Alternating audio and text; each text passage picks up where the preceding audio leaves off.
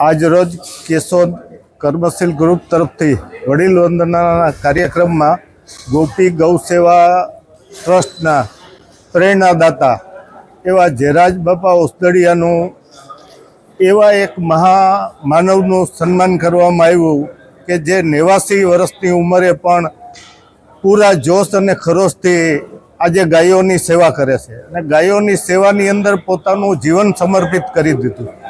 ગોપી ગૌ સેવા ટ્રસ્ટના લોકો અનેક પ્રવૃત્તિઓ કરે છે।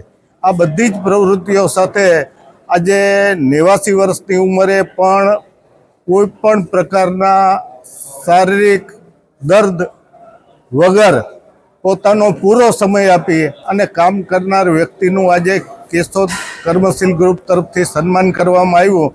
ત્યારે બહોળી સંખ્યાની અંદર જુદી જુદી સંસ્થાઓ અને વ્યક્તિઓ હાજર રહી અને કર્મશીલ ગ્રુપની સાથે જોડાઈ અને જયરામ બાપા ઓસદડિયાનું સન્માન કરવામાં આવેલ છે।